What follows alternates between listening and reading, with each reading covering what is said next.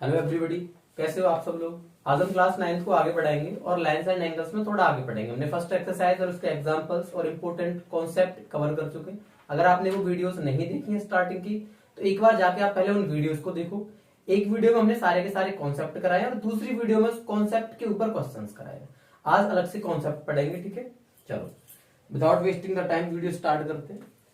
अब next video में देखो क्या, इस वीडियो में हम क्या क्या पढ़ने वाले हैं। कोई दो लाइन है, एक लाइन ये है, एक लाइन ये है, कोई सी भी दो लाइन है। इन दो लाइन को एक लाइन कट कर रही है, तो जो लाइन दो लाइंस को कट करेगी हम उसे बोलते हैं ट्रांसवर्सल। क्या बोलेंगे हम उसे? ट्रांसवर्सल। अब इसमें देखो एंगल्स बन गई।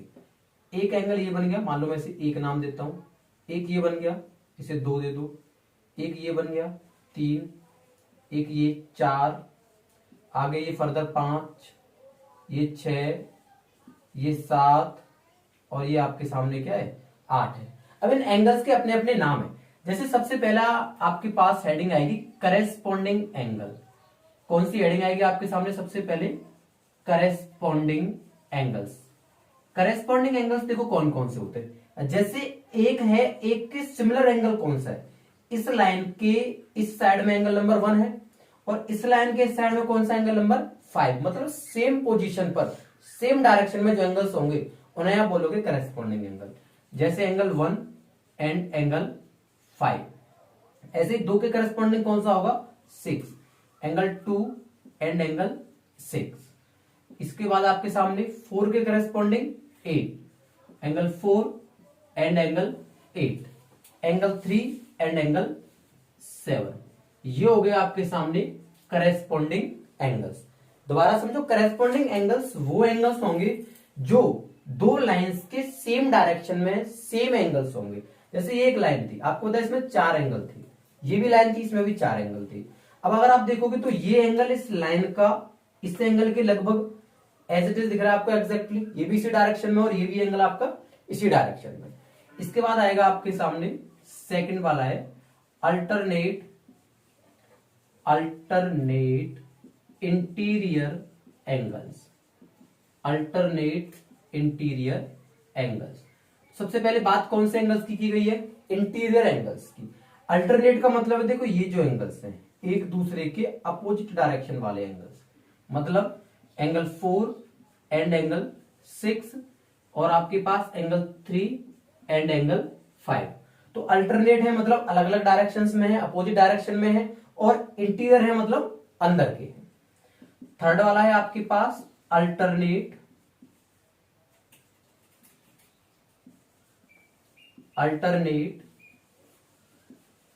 Exterior angles. Alternate exterior angles कौन से होंगे? अल्टरनेट, बट कहां जाके होंगे? ये एक्सटीरियर पार्ट में होंगे। जैसे 2 के करस्पॉन्डिंग कौन सा है आपका? 8 है, 2 और 8। ऐसे 1 के करस्पॉन्डिंग कौन सा है आपका? 7 है, 1 एंड 7। कोई परेशानी? एक और इसमें पार्ट बचता है angle on same side of transversal. Angle on same side of transversal, या फिर ऐसे बोल सकते हो आप interior angle on same side of transversal. बताओ कौन से? अंदर के एंगल होने चाहिए सेम साइड में होने चाहिए ट्रांसवर्सल के। तो या तो 3 और 6 है, या 4 और 5 है। या तो 3 और आपके सामने 6 आएगा, या आपके सामने 4 और एंगल आपके सामने 5 आएगा। दोबारा देखो, आपको दो लाइंस दे रखी हैं, दो लाइंस को क्रॉस करके एक लाइन जा रही है जिसे आप ट्रांसवर्सल बोलोगे। 8 एंगल्स बने, 4 ऊपर वाली के और 4 ही आपके सामने नीचे वाली लाइन के। इसके बाद पहली हेडिंग है आपके सामने करेस्पॉन्डिंग एंगल्स। करेस्पॉन्डिंग एंगल्स हमें नाम से पता चल रहा है कि ऐसे एंगल्स जो सेम लाइन की सेम डायरेक्शन में सेम साइड में होंगे। जैसे 1 के करेस्पॉन्डिंग 5, 2 के 6, 3 के 7 और 4 के 8। इसके बाद है अल्टरनेट इंटीरियर एंगल्स। मतलब अल्टरनेट होने चाहिए, मतलब अपोजिट डायरेक्शंस में, और अंदर वाले होने चाहिए। तो 3 और 5, 4 और 6। अल्टरनेट एक्सटीरियर एंगल्स, मतलब अल्टरनेट होने चाहिए लेकिन बाहर के होने चाहिए, 2, 8, 1 और 7। इसके बाद आपका बचता है interior angles on same side of transversal. Same side of transversal में कौन कौन से आएंगे आपके सामने, या तो 3 और 6 या 4 और 5 आएंगे। कोई परेशानी, एक बार लिखो फिर हम और आगे बढ़ते हैं। चलो आगे बढ़े। अच्छा, इसके एक दो नाम और हैं, इसी को आप कभी कभी क्या बोल देते हो, को इंटीरियर एंगल्स। को इंटीरियर भी इसी का नाम है, या आप कभी कभी बोल देते हो कॉन्जिक्यूटिव, कॉन्जिक्यूटिव एंगल्स। ये दो नाम हो रहे हैं इसके। अब देखो यहां तक तो ठीक है। अब इसके बाद काम की चीज क्या है, जैसे कि ये लाइंस थी, अभी हमें लाइंस के बारे में कुछ नहीं पता। सबसे इंपॉर्टेंट पार्ट क्या है कि जब ये लाइंस एक दूसरे के पैरेलल हो जाएंगी, क्या हो जाएगा, जब ये लाइंस एक दूसरे के पैरेलल, जैसे एक ये लाइन है और एक आपके सामने ये लाइन है, और इसके ऐसे करके कोई एक ट्रांसवर्सल पास हुई, कोई भी एक ट्रांसवर्सल, ये आपके सामने एक था, ये 2 था, ये 3, ये 4, ये वाला 5, ये 6, ये 7 और ये 8। अगर लाइंस जो हैं वो पैरेलल होंगी तो करेस्पॉन्डिंग एंगल्स भी बराबर होंगे, अल्टरनेट इंटीरियर एंगल्स भी बराबर होंगे, और अल्टरनेट एक्सटीरियर एंगल्स है वो भी आपके कैसे होंगे, बराबर होंगे। मतलब आप यहां लिख सकते हो if lines are, if lines are parallel, if lines are parallel then corresponding angles, मैं शॉर्ट में लिख दे रहा हूं, corresponding angles, alternate interior angles, alternate exterior angles, all will be equal, all will be equal। मतलब अगर जो आपके पास दोनों की दोनों लाइंस अगर पैरेलल हो जाएंगी तो सारे के सारे एंगल्स कैसे हो जाएंगे आपके सामने, बराबर हो जाएंगे। इसका उल्टा भी सही है, अगर सारे के सारे एंगल्स बराबर हैं तो लाइंस भी कैसी हो जाएंगी आपके सामने, पैरेलल हो जाएंगे। मैं एक बार दोबारा लिखता हूँ ये सारी चीजें, थोड़ा सा बोर्ड ऐसे कंजेस्टेड हो गया है, देखो। तो मतलब बस आपको याद कर रखना है, सबसे पहले आपको ये पता रहना चाहिए कि जो आपके सामने एंगल्स होंगे वो कौन से एंगल्स हैं, ठीक है। इसके बाद अगर लाइंस पैरेलल हैं तो सारे के सारे एंगल्स जो होंगे वो कैसे होंगे आपके सामने, बराबर होंगे। आपने पहले वाला तो लिख ही लिया है, ठीक है।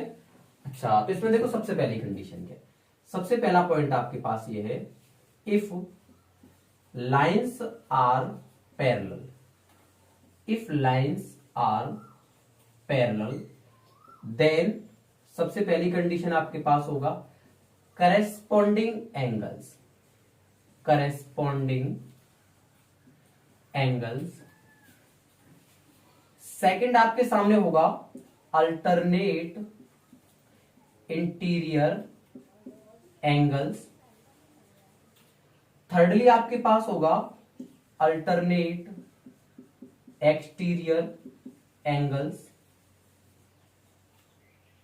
Will be equal, will be equal. मतलब अभी जो आपने दो लाइंस बनाई थी ऐसे करके, ये जो लाइंस अगर पैरेलल होंगी आपके सामने तो आप ये बोल पाओगे कि चाहे करेस्पॉन्डिंग एंगल हो, चाहे अल्टरनेट इंटीरियर एंगल हो, चाहे अल्टरनेट एक्सटीरियर एंगल हो, सारे के सारे क्या होंगे, बराबर होंगे।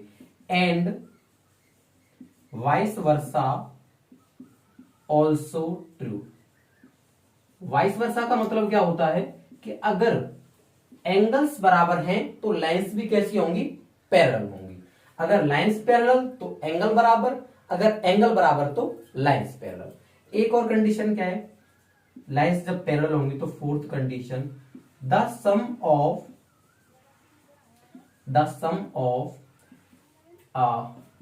Interior angles, the sum of interior angles on same side of transversal, on same side of transversal will be 180 degree, will be 180 degree. मतलब अगर लाइंस पैरेलल हैं तो जो angles on same side of transversal होंगे उनका सम कितना होगा, 180 degree. अगर सम 180 डिग्री है तो आपके पास लाइंस कैसी होंगी, पैरेलल। वाइस वर्सा जो है वो आपका हर एक पॉइंट में लागू है, हर एक लाइन के लिए ये पॉसिबल होगा। कोई परेशानी? अच्छा, दोबारा पढ़ो, हमने क्या पढ़ा? सबसे पहले अल्टरनेट सॉरी करेस्पॉन्डिंग एंगल। जैसे ये एंगल इसके बराबर है, ये इसका करेस्पॉन्डिंग है। ये एंगल जो होगा वो इसके बराबर होगा, ये इसका करेस्पॉन्डिंग है। ये वाला एंगल इसके बराबर, ये एंगल इसके बराबर होगा, ये करेस्पॉन्डिंग एंगल। अल्टरनेट में क्या होगा, ये एंगल इसके बराबर होगा और ये एंगल इसके बराबर होगा अगर अंदर वाला है। बाहर वाला है तो ये इसके बराबर हो जाएगा और ये इसके बराबर हो जाएगा। कोई परेशानी? अब alternate sorry interior angles on same side of transversal में क्या आएगा, ये दोनों के दोनों एंगल्स आएंगे और इसमें आपके ये दोनों के दोनों एंगल्स आएंगे। इनका सम कितना होगा आपके सामने, 180 डिग्री होगा। इसे लिखो, फिर और आगे बढ़ते हैं। चलो भाई आगे पढ़े। तो ये बहुत बेसिक से थे। अगर आपको चीजें समझ में नहीं आई तो एक बार आप वीडियो को पॉज करके दोबारा देखो, पूरी वीडियो को, आपको चीजें क्लियर हो जाएंगी। बहुत सिंपल है, बहुत बेसिक से क्वेश्चन है। अभी और आपको ज्यादा क्लियर कब होंगे, जब हम इनके रिलेटेड आपसे क्वेश्चंस करेंगे। क्वेश्चंस करेंगे तो आपको ये सारी चीजें बहुत अच्छे से क्लियर हो जाएंगी। एक चीज और है, वो और करते हैं। जैसे इसमें है lines which are parallel to other line, lines which are parallel to other line will be parallel to each other, will be parallel to each other। इसका मतलब क्या है, एक बार इसका मतलब समझो। जैसे एक लाइन ये है आपके सामने, ठीक है, इसे आप मान के चलो L। एक लाइन है आपके सामने ये है M, और एक लाइन है आपके सामने N। आपसे बोला L is parallel to M, जो L है वो M के पैरेलल है, और आपसे बोला जो M है वो किसके पैरेलल है, N के। मतलब ये लाइन इसके पैरेलल है, ये भी इसके पैरेलल है, तो मैं क्या बोल पाऊंगा कि आपका जो L होगा वो किसके पैरेलल होगा, N के पैरेलल होगा। मतलब ये इसके पैरेलल, ये इसके पैरेलल, तो ये भी किसके पैरेलल आएगी, नीचे वाले के। जैसे ऐसे बोलते हैं ना, A बराबर B है और B बराबर क्या है, C है, तो ए बी किसके बराबर आएगा, सी के बराबर आएगा। सेम कंडीशन यहां फॉलो होती है कि एल अगर एम के पैरेलल है, एम अगर एन के पैरेलल है, तो एल भी किसके पैरेलल होगी, आपकी एन के पैरेलल होगी। इसे भी लिख लो, इसके बाद फिर और आगे बढ़ते हैं। चलो अब पहला क्वेश्चन करते हैं ना। एग्जांपल नंबर 4 है एनसीईआरटी का। इसमें आपसे बोला है कि एक लाइन है पीक्यू, एक लाइन है आरएस। पीक्यू जो है वो आरएस के पैरेलल है। ये एंगल आपको 135 डिग्री दिया और ये एंगल 40 डिग्री। आपसे ये पूरा एंगल पूछा है एक्स एम वाई। अब देखो, ना तो आप इसमें अल्टरनेट लगा सकते हो, कहीं से कोई एंगल नहीं दिख रहा, बट आपने सोचा अगर मैं एक ऐसी लाइन बना लूं जो किसी भी एक लाइन के पैरेलल हो, तो देखो मेरा काम बन जाएगा। ये जो एंगल दिख रहा है मुझे यहाँ का इतना बड़ा एंगल, ये इसका अल्टरनेट बन जाएगा, और ये एंगल इसके कौन सा हो जाएगा, जरा मुझे बताओ, interior angle on same side of transversal. तो मैंने क्या किया, मैंने एक लाइन बनाई अपनी तरफ से, कंस्ट्रक्ट की अपनी तरफ से, क्या, draw A B parallel to P Q. But P Q parallel किसके है, आर एस के। आपने ए बी को पी क्यू के पैरेलल ड्रॉ किया और पी क्यू पहले से ही किसके पैरेलल है, आर एस के। सो आपका ए बी जो होगा वो भी किसके पैरेलल होगा, बताओ भाई, आर एस के पैरेलल होगा। कोई परेशानी? अब आपको पता है कि ये जो एंगल है वो इसके बराबर होगा, means angle R by M, angle R by M बराबर होगा एंगल बी एम बाई दोबारा समझो एक बार, एंगल आर बाई एम बराबर बी एम बाई। क्यों होगा, बाई अल्टरनेट इंटीरियर एंगल्स। तो आपको पता है कि ये आर बाई एम कितने का है, 40 का, तो यहां से बी एम बाई जो होगा वो भी कितने डिग्री का आ जाएगा, 40 डिग्री का। मतलब एक पार्ट आ गया उसका। कोई परेशानी? इसके बाद देखो ये पार्ट निकालना है, तो आपको पता है Q X M plus B M X plus angle B M X, दोनों का सम कितना होगा, 180 डिग्री होगा। क्यों होगा, ये है एंगल्स ऑन सेम साइड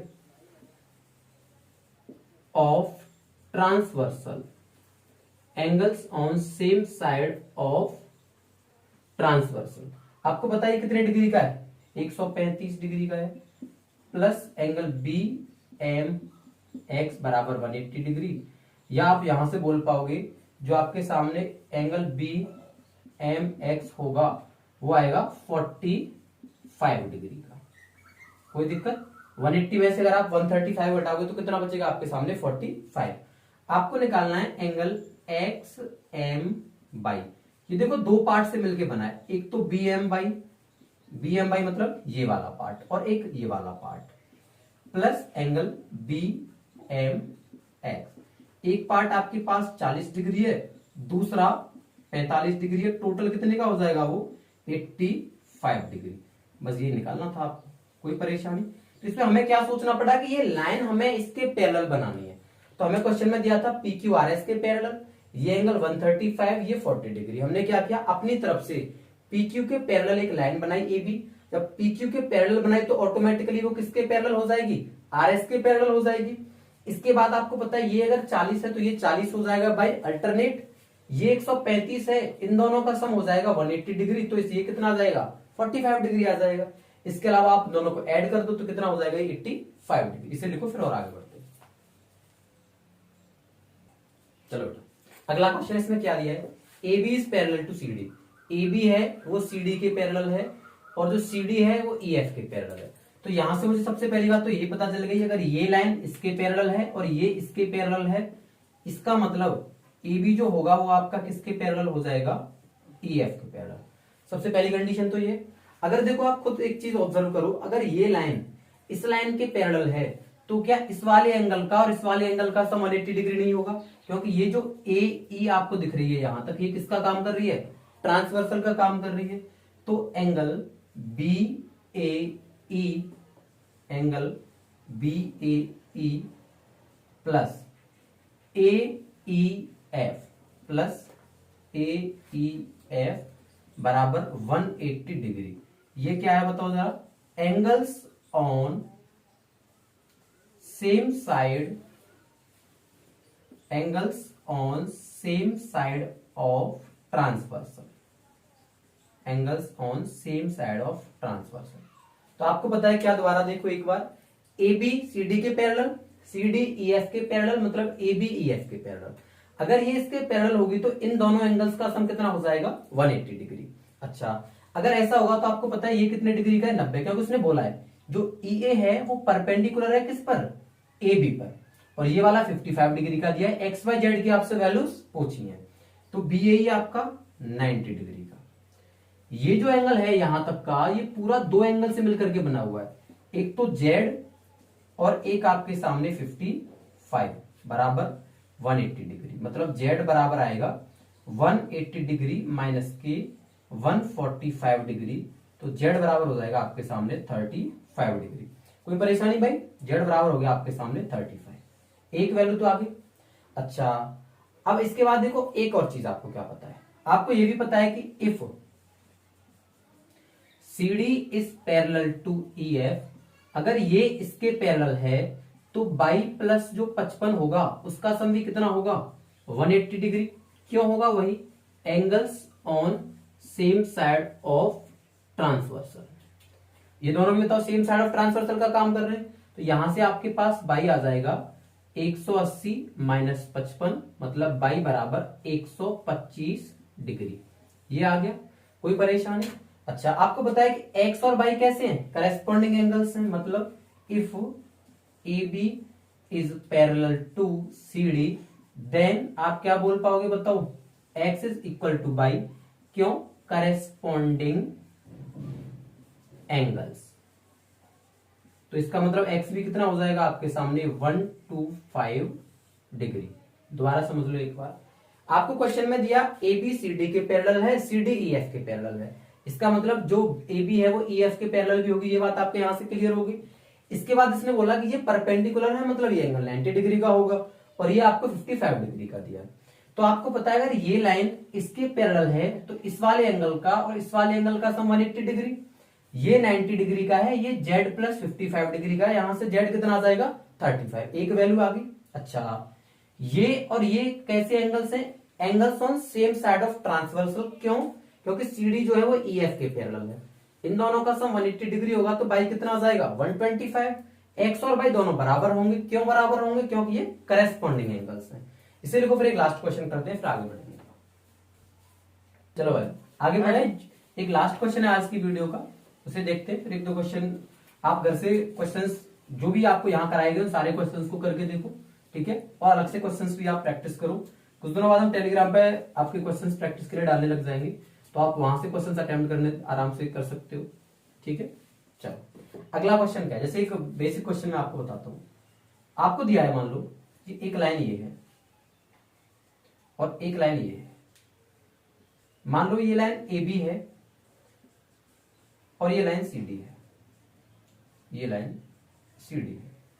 आपसे बोला है कि ये एक ट्रांसवर्सल है, मान लो PQ। Lines AB is parallel to CD।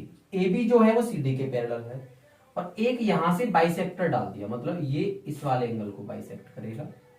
एक यहां से डाल दिया, इसे मान लो आप OE, इसे मान लो आप MN, ये बोल दिया। कोई परेशानी? आपसे क्वेश्चन बोल दिया OE and MN R angle bisectors, R angle bisectors. दोबारा समझ लो क्वेश्चन में क्या है। आपको दिया है AB जो है वो CD के पैरेलल है, एक PQ ट्रांसवर्सल है, OE और MN आपके सामने एंगल बाइसेक्टर है। एंगल बाइसेक्टर है तो इसका मतलब आप ये बोल सकते हो कि ये एंगल इसके बराबर होगा, मतलब POE जो होगा, एंगल POE बराबर होगा BOE के। BOE ये किसकी वजह से होगा? OE की वजह से। ऐसे ये जो एंगल है आपके सामने OMN, OMN बराबर होगा DMN के, बराबर DMN। ये किसकी वजह से? MN की वजह से होगा। कोई परेशानी? ये MN की वजह से। आपको प्रूफ क्या करना है? To prove OE parallel to MN, ठीक है। OE जो आपके MN के पैरेलल प्रूव करना है। एक बात बताओ, अगर AB CD के पैरेलल है तो ये जो पूरा एंगल है यहां तक का, ये बताओ इस पूरे एंगल के बराबर होगा कि नहीं होगा? If AB is parallel to CD, then आप क्या बोल पाओगे? एंगल POB, एंगल POB बराबर होगा OMD, बराबर OMD। देखो ये दोनों एंगल्स बराबर हैं। अगर ये दोनों एंगल्स बराबर हैं तो मैं बोल सकता हूं कि जो POE होगा वो आधा होगा POB का। मतलब मैं इसे लिख सकता हूं, ये होगा जो POB है ये 2 टाइम्स होगा POE का। दोबारा समझो, देखो ये एंगल इसके बराबर है। अगर ये एंगल इसके बराबर है, इसका मतलब ये जो होगा वो पूरे का आधा होगा, या जो पूरा होगा वो इसका क्या होगा? डबल होगा। सिमिलरली आपका ये एंगल बराबर 2 टाइम्स एंगल OMN, OMN ये इससे कट गया, मतलब जो POE है वो बराबर आ गया OMN के। अब आपको दिख रहा है कि दीज आर, ये जो एंगल हैं, corresponding angles of lines OE and MN। ये जो दो एंगल है, ये एंगल और एक ये एंगल जो आपको इधर दिख रहा है, एक एंगल और एक ये एंगल जो आपको दिख रहा है, ये करेस्पॉन्डिंग एंगल्स हैं OE के और MN के। तो आपका क्या होगा? सो OE पैरेलल टू MN। दोबारा समझ लो एक बार, आपको क्वेश्चन में क्या दिया है। AB जो है वो CD के पैरेलल है। अगर ये दोनों लाइंस एक दूसरे के पैरेलल है, मतलब ये पूरा एंगल इस पूरे के बराबर होगा। यहां से ये बात समझ में आई। उसके बाद उसने बोला OE एंगल बाइसेक्टर है और MN भी एंगल बाइसेक्टर है। इसका मतलब ये पार्ट इसके बराबर और ये पार्ट इसके बराबर, कोई दिक्कत नहीं है। अब अगर देखो ये दोनों एंगल्स बराबर हैं तो मैं ये बोल सकता हूं जो POB होगा वो इसका डबल होगा, OMD होगा वो इसका डबल होगा। 2 से 2 कैंसिल आउट हो जाएगा, ये एंगल इसके बराबर। तो ये एक तरीके से OE का और MN का क्या है? करेस्पॉन्डिंग एंगल्स हैं, तो लाइंस कैसी हो जाएंगी, पैरेलल। यही आपको प्रूव करना था। आज के लिए सिर्फ इतना ही। आप हमारी जो पहली वीडियोस है एक बार उनको भी देखो। हमने क्लास 9 तक पॉलिनोमियल चैप्टर भी आपको करा रखा है, आप सारी वीडियोस एक बार देख लो, उनको आपको समझ में आएंगी।